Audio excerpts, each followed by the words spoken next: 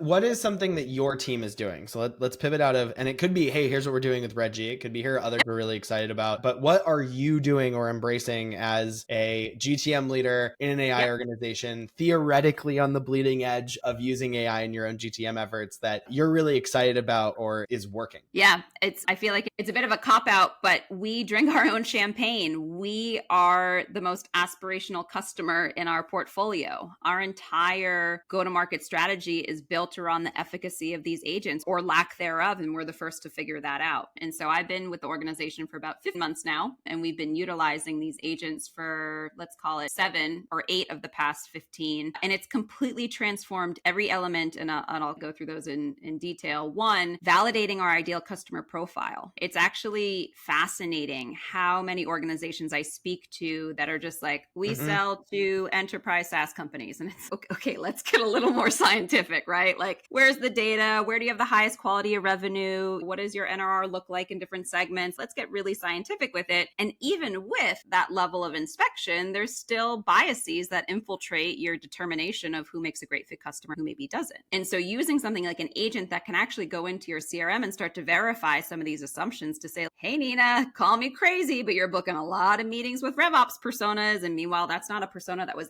ever in our line of sight. It can actually start to help keep you honest in terms of where you're going to have the highest rewards. So it's helped us rethink the definition of our ICP. 2, it's completely changed our dependency on contractor resources. We're early stage. We don't have full-time RevOps, sales ops, any of that fun, great stuff. We used to have to rely on people to help us build lead lists. We used to have to pay there's for a ton of orchestration in that really pay for pricey data providers that maybe we get like 10% of functionality because we just don't need everything else. And now it's completely eliminated that for us. So 1, it tells us who to go after, and 2, it just goes out and finds those folks for us. And then the third biggest thing is completely consolidating that content creation workflow. Again, in my career, it's actually embarrassing, but I have spent months trying to get just a new sequence in market. By the time everybody has an opinion and a preference and an edit, and you go in, and it's just a nightmare, right? And now these things happen completely human free. The AI is smart enough to understand not just what content to put out there, but actually what the next best action for the buyer is, right? When you think about some of the plagues of legacy prospecting and sequencing, it's arbitrary. You just decide that email, social, phone call is like the new hot touch pattern. Put on a slide and it seemed really compelling. Or you like go to one webinar once and you're like, I don't know, that's what they're doing. We're just going to take that framework. Whereas now you completely challenge the convention of static sequencing. And now the AI agents can listen for actual engagement and actual intent and say, hey, listen, Connor hasn't opened your past 2 emails. Why keep hammering him now with a phone call and a LinkedIn message and another email? Let's instead cool off Connor and go back to Connor in 30 days. Maybe he'll be in a different headspace. Maybe he'll have a different level of interest in our offering. Conversely, maybe Connor's opening every email and is on our website and is downloading our content. You best believe we should be calling right into that person, right? So it'll fluctuate up or down based on the real behaviors and habits of your buyers, which again, I think is just a beautiful challenge to how many of us have had to market and sell for the past 2 decades, which is through this idea of static sequencing. If you guys are doing a lot of these different Reggie agents, what is your level of, I don't know, how has it changed the way you think about where you're applying effort at which point in that sort of production stack? And then how you're thinking about the, not necessarily staffing, just how many SDRs do we need, but what sorts of folks do you need in your GTM team to execute on that play? So when it kind of changes like my